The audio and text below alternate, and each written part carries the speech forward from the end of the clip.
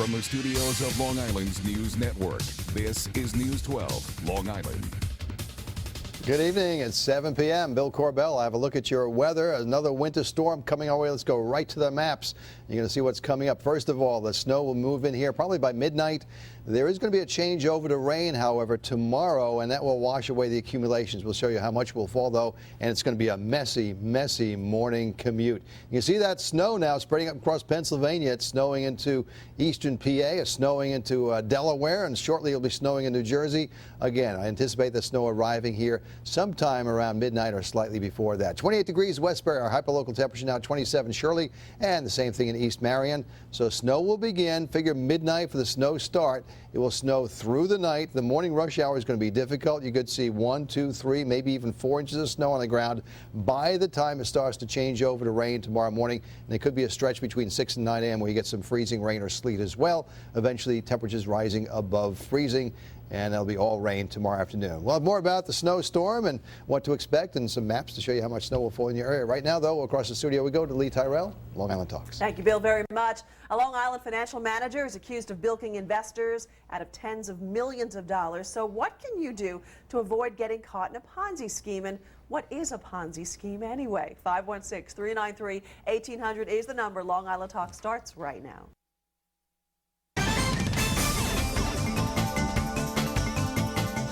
Hello, everyone, and welcome to Long Island Talks, the show that lets you weigh in on the big stories of the day. I'm Lea Tyrrell. The stock market is plummeting, banks and brokerage houses merging or even failing, and to top it all off, money managers accused of ripping off investors out of billions of dollars. So how do you protect yourself? News 12 Long Island Scott Feldman takes a look in a story you'll see only on 12. I know what I'm going to do. Lost everything. Retired Con Ed worker Tony Manuzza.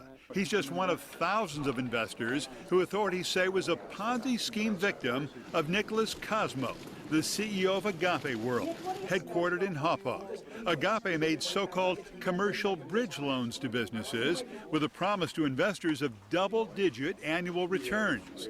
But because they didn't sell stocks or bonds, the company was not required to register with the securities industry. So how could a potential investor have checked out Nicholas Cosmo? Well, all they had to do was go to the website publicrecordsnow.com. Once they were there, they would have found out that he was already a convicted swindler who would serve time in federal prison. You've got these people that look great, they talk great, they make a good story, but is there anything really behind it? Jon Ten Haagen, a certified financial planner, says it's easy to check out a financial professional. Just go to the website for the National Association of Personal Financial Planners.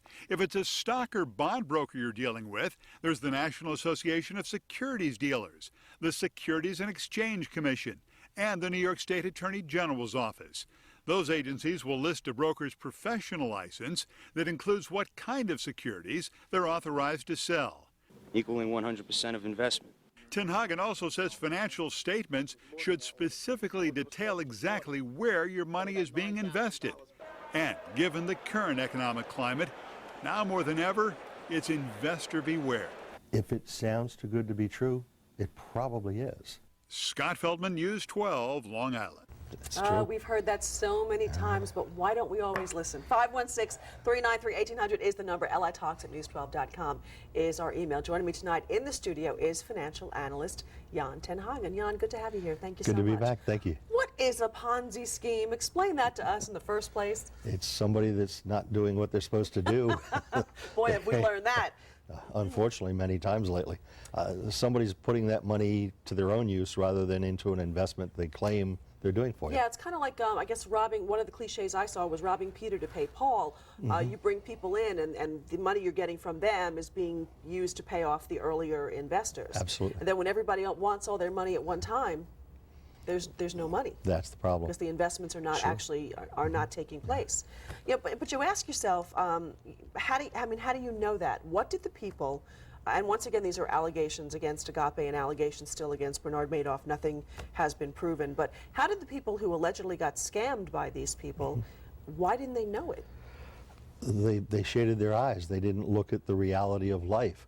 I mean, with this latest fellow, with Agape, He's giving bridge loans. What is a bridge loan? It's a construction company has a place that they want to finish, and they don't have the money to carry it until the house is sold or the building is sold. Okay. So they'll get investors and pay them a high rate to cover that gap. The problem is, if you go to a bank, they're going to pay you about 2 points over the I hear somebody in here. You're just hearing, yes, Scott's No, but they're paying 2 points over a residential mortgage. Right. That's, the mortgage now is 5, so maybe 7. So when you're getting 10, 12, 14, something is wrong. Yeah, that's the if it sounds too good to be true. Yeah. You know, you have to ask yourself. You definitely want to make money. There's no doubt about it. But Yep. when you're making what sounds like to be a really, really good deal, you have to start being realistic and asking yourself some questions. Yes. Yeah. So buyer, investor beware. Yeah, how did I get so lucky to get 14 and nobody else gets right, it? Nobody else is getting that. It's funny because on your website it says the highest compliment our clients can give us is the referral of their friends and family. Thank you for your trust. That used to be the way you found somebody to help you with investments, really word of mouth. Right. I'm sure the people who were recommended to Bernard Madoff are not really that happy right now. I don't think they are. No. So now, and you use the word trust. I don't think anybody trusts anybody when it comes to their money anymore. So what do we do? No, it's a problem. Yeah. It's truly a problem. You've got to be just, I've got to show added value to somebody for them to truly trust me. I can't be just because I put you into this stock or that stock or the other stock. I've got to show them why I'm holding their hand, and I'm there when they call. I'm answering them within a day or whatever it may be. Right. Yeah. One of the things you talked to Scott too about is you should know exactly where all your investments are going. Yeah. There shouldn't be here's your profit, this is what you you should know exactly where all your investments are. Right. And I should be able to ask you that. Number one, where are my investments going? Sure. And how liquid is my money? When can I get my money if I want it? Absolutely. Absolutely. And when you buy that position from me, we're going to discuss when you're going to need this money so that we have it available for you. So if you're going to need it for a house or something in a year, 2, 3, it's got to be in something very liquid So that's and part stable. that's part of your dealings with your investment advisor is what do you want the money for? Sure. What are you saving the money for? Because if you need the money quickly, maybe the stock market's not where your investment should be. Absolutely. If you don't have 3 to 5 years, don't be in the stock market. But period. you have to realize that. And if you don't realize that, your investment advisor, your financial planner should be the one who's telling you that. And that's why you've got to ask them a lot of questions about who they are, what their background is, what their licenses are. And you can look all that information up online as well. Yeah. There's a FINRA, which took over the New York Stock Exchange regulatory system, and the SEC. It's now called FINRA, F-I-N-R-A. If you go to www.finra.org, and you can look up brokers and see what their licenses are, if they have any things against them, and get an idea who these people are. Are they really registered? Boy, do we have to do our research these days. One of our viewers, Kevin from Lindenhurst, wants to know, all these investment companies should have their books audited every year like other companies. Why aren't they? You told me you are audited. Yes. Yeah. You are audited every year. I had an audit less than a month ago. Yes. Yeah. Who's looking into what you're doing every year? Well, FINRA looks into the FINRA does, company, okay. and we've got a compliance officer in our company that looks into what I'm doing, and they can come in any day and say, I want to see this file, I want to see the original signature on this, that, whatever it may be. They want to see all my correspondence, all the checks that have come in and gone out. It's pretty darn thorough. All right, that's good to know. Joining me on the phone right now, Long Islander Elizabeth McCall. Elizabeth is a partner in charge of the New York office of the Promontory Financial Group and the former New York State banking superintendent. And Elizabeth, we welcome you to the program. Thank you so much for taking the time to call in. Hi, it's a pleasure to be here. Boy, what went wrong with these investors who were scammed out of millions of dollars? Who wasn't watching people like Bernard Madoff? I think the real issue is that the investing public has to be its own guardian. People need to use common sense, and they have to conduct some due diligence before they give their money to someone else to manage. And there are probably a few things that they can do to protect themselves and to make sure that their investment is going to be safe. Could you give us a few of those things to help us? Sure. The first thing is, conduct a background check of the firm and the principals. Is there proper regulatory oversight? of the investment firm. Are the proper licenses in place? Do they have licenses to sell securities? You can conduct an examination of the complaint records of any of the investment advisory firms and see if the principals have disciplinary backgrounds. Is there any past evidence of brushes with the law? Have they been involved with fraud, or even do they have a criminal record? And you can look at those things for not only the firm but also for the principals who will be responsible for your money. Yeah, anything you see that makes you uncomfortable, just turn around and run in the other direction? Yeah, if there's evidence of past fraud, past disciplinary problems, past suspensions of licenses, it's probably not a firm that you want to be involved with. Okay. The second thing, and you mentioned it before, Lee, an auditing firm is, who is the auditor? Is there a full audit of the financials taking place? Is it available to you? Is this an independent and reputable auditing firm? Some of the things we've seen recently have involved auditing firms that have been family members or have been very small operations, possibly not capable of conducting a full audit of a sophisticated operation. So you should ask to see what the opinion letter is, what does the audit say, what does the management letter say, and if there are some exceptions or you see that there hasn't been a full audit conducted, you might want to look a little bit deeper. And firms should have no problem giving you any of that information when you ask for it. Absolutely not. It's very common due diligence that you have a right to do, and you have a right to see that the firm that's managing your money has subjected itself to a full audit. Where should people, Elizabeth, start right now? We're kind of back at square one because so many people feel so hopeless. They just want to hold on to the money they have right now, and they're even afraid of giving anybody else a chance to do anything with it. That's certainly not good for the economy. No, and you know, I think that one of the main things to look at is, besides the background on the investment firm and the type of information that they're willing to make available to you, there's a next step that you should take a look at, and it's what is the investment strategy. It doesn't make any sense to keep your money under the mattress on the one hand. On the other hand, what you want to do is make sure that the investment strategy that the firm employs makes sense. Right. So if they have a record that they put in front of you of steady returns, and in with a type of investment strategy that would be normally quite volatile, you should ask more questions. That would be a red flag. And shop around too, right? Shop around, because the first person you go to might not be the person who's the perfect fit for you. That's right. Or outsized returns. If they're showing you returns that seem too good to be true, they're much too high for what the product is, I would consider that to be a red flag. And again, look for something that looks much more stable and, from a common sense point of view, makes sense. Yeah, we just want to make as much money as we can, especially these days. It's hard to, not see the dollar signs when you see something that does sound too good to be true, though. There's a basic thing you want to look for, and that's transparency, that the firm you're dealing with is willing to be transparent with you. They're willing to make their records available, show you where the money is being held, who the custodian is, willing to show you the confirmations and the statements of accounts, and the background about the firm and their audits.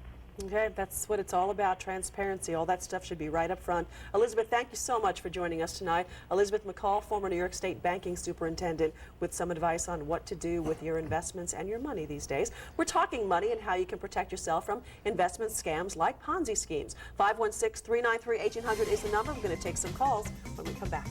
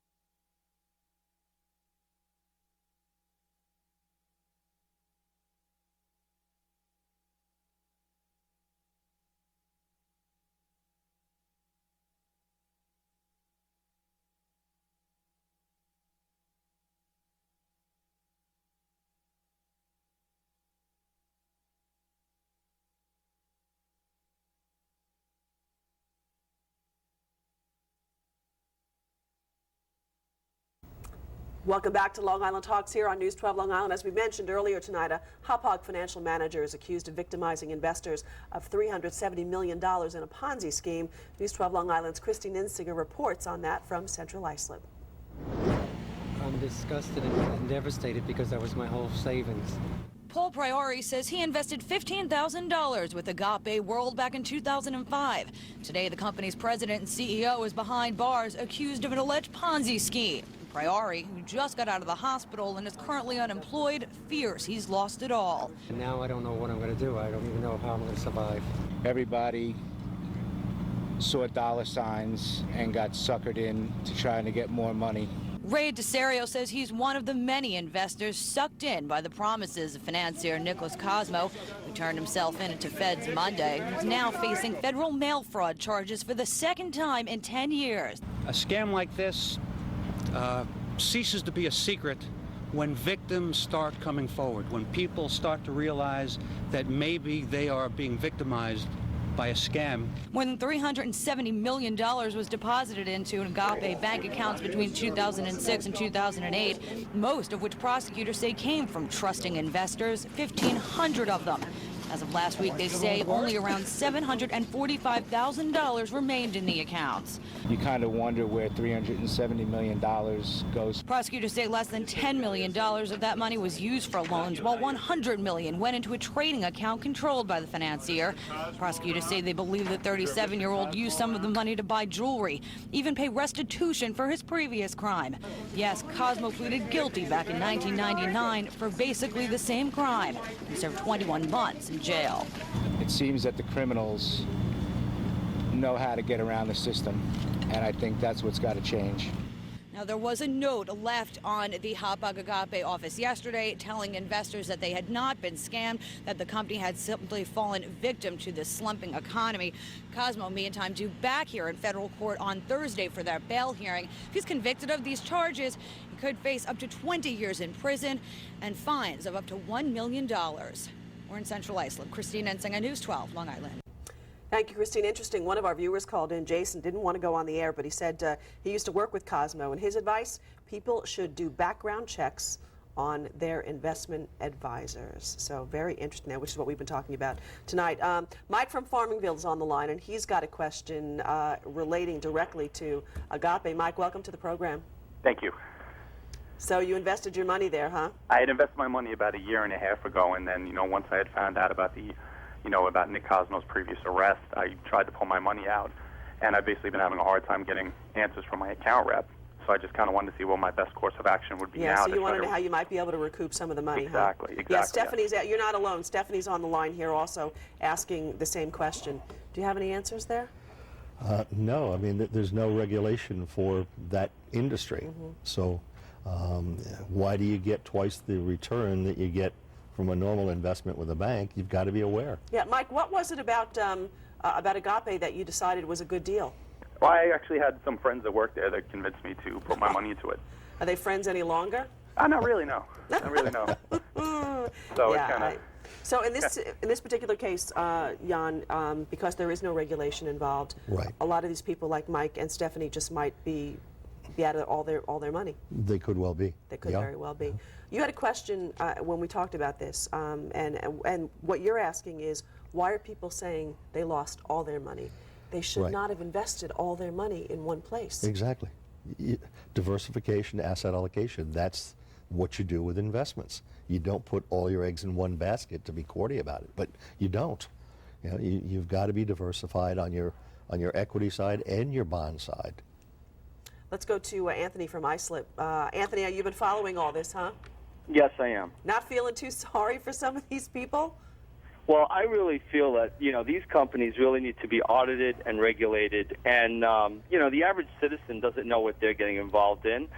This kind of reminds me of the movie Boiler Room, where, these guys are there and they're like, shysters, and they're ripping everybody off left and right. You think the solution might be some more regulation? Absolutely. Absolutely. Interesting. Do you think that we need a little bit more help in understanding a lot of this from the government, because we're not all as really well versed in a lot of this stuff when it comes to our money? I'm afraid we do. Yeah, Yes. Is that what we're learning from this now? Is that we do need more government regulation? Well, we learned back in the 20s with the crash that the banks were going amok with everything. There's all kinds of regulations on the bank on the investment side, but there weren't any on the real estate side. And you had people buying houses that had no right to buy them, and the mortgage companies saying, don't worry, you'll make more money in 5 years, you can cover the balloon. Yeah. And this kind of a thing also with bridge loans. There should be some kind of a regulation or at least guidelines for these. All right, Jan, let me just stop you right there because I want to give some people some information. Spokesman for the U.S. Postal Inspection Service says victims, and those are the ones that you're watching right now who just called in, contact his office by email, picinemo@usps.gov, or the FBI at 212-384-2166. We'll repeat that again and have that information on our website.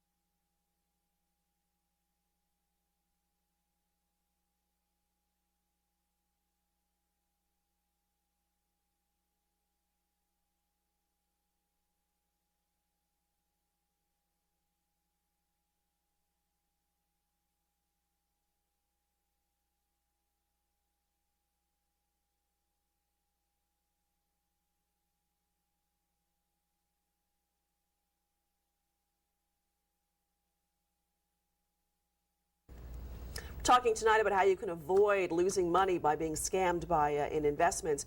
We just got some late word into the newsroom about what people who believe they might have been a victim of Agape World can do, and that includes Mike and Stephanie, who both called into the program tonight. So Mike and Stephanie, make sure you check out the news12.com website or just grab a pen right now. I'm going to give you the information. Spokesman for the U.S. Postal Inspection Service said that victims, people who think they might have been a victim of Agape World, should contact his office by email. That's P-I-Cinamo, C-I-N-N-A-M-O, at USPS.gov, or you can call the FBI. The phone number is 212-384-2166, 212-384-2166. We're also going to have that information on our website if you didn't get it. Also, we contacted the SEC tonight. They gave us two also very good websites, links to their website that you can read about how to avoid getting involved in Ponzi schemes, what they are, and how to keep your money safe. Basically, along the bottom line of if it sounds too good to be true, it is. So check those out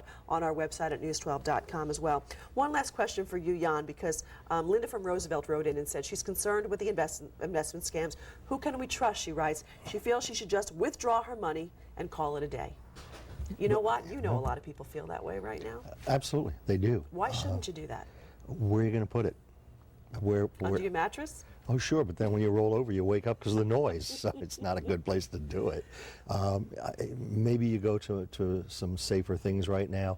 to some treasuries, to government agencies, to higher rated bonds on the fixed income side. You may go to blue chip stocks. So there is a place to go right now. Oh, You might not absolutely. you're not going to make a ton of money off of it, but at least your money will be safe and insured. I mean, this is a nasty recession. It's going to be with us for a while, but it's going to end at some point. And it's, I think it's like holding a beach ball underwater. At some point, it's going to jump. And from the bottom of the market, we're already up 18, 20%. All right. So there is hope. I like to hear that. We're going to end it right on that. Jon Ten Haagen, thank you so much for joining us. Appreciate it. If you'd like to talk to Long Island, log on to news12.com. Thanks for watching. I'm Lea Tyrrell. Stay tuned. Colleen McVeigh is up next. She has your live Long Island news. That's a good one.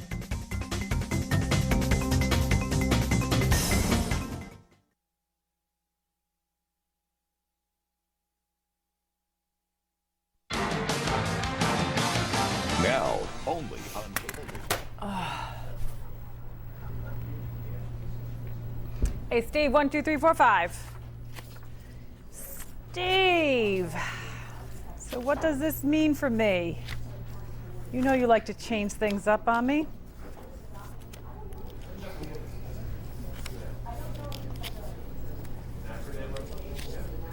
Let's see. Okay. No, I had that at 4. What are you doing for the tees? You doing D5 on 4? D5 early start?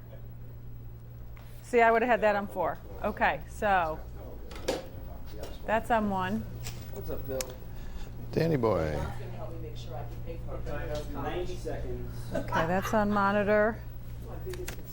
What about D14? Oh, okay. No, I know. Nobody's ever told me that before.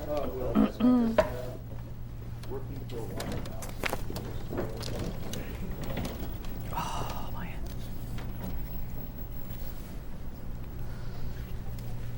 But this, you got it. 1 minute.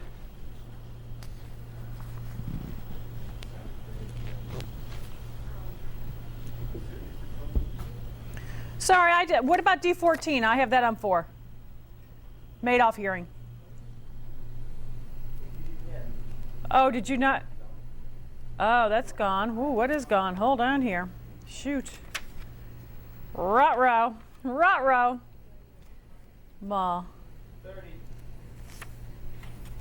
D14. Okay. Through.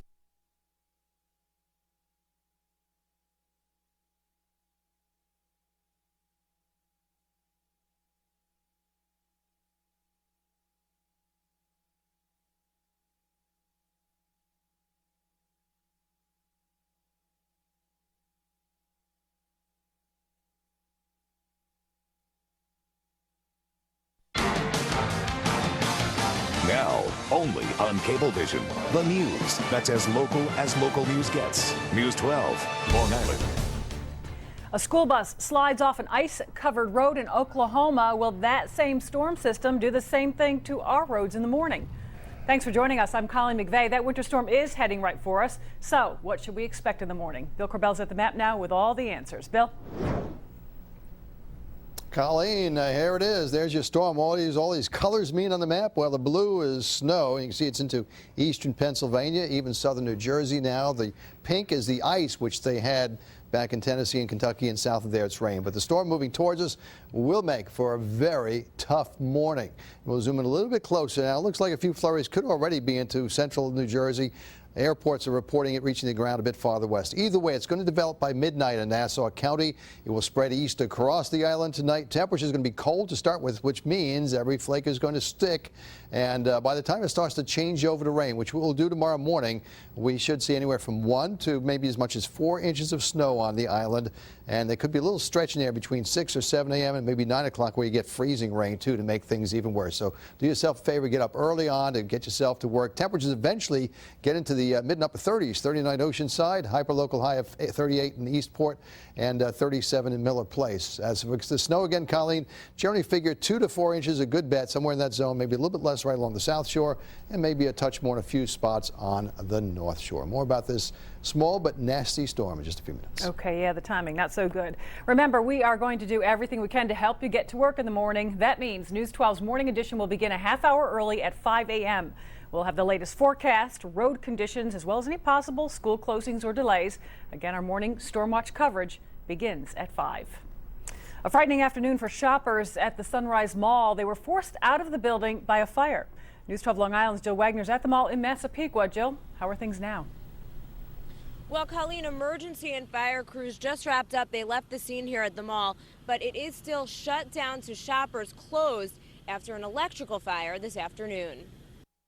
A thick cloud of black smoke. It was like a wall of smoke just going down the aisles of the mall. A scary afternoon for shoppers like Adam Paulson when an electrical fire near JCPenney flooded the Westfield Sunrise Mall with thick, dark smoke. Alarms blared and security guards ordered everyone to leave. Chopper 12 was overhead as fire crews got to the scene and found the root of the problem, a circuit breaker that malfunctioned. Not like your typical house circuit breaker, but the panel is probably the size of a refrigerator, and that switch broke, causing an electrical surge that caused the fire. Massapequa Fire Chief Tom Fitzsimmons estimates the smoke covered at least half of this two-story mall.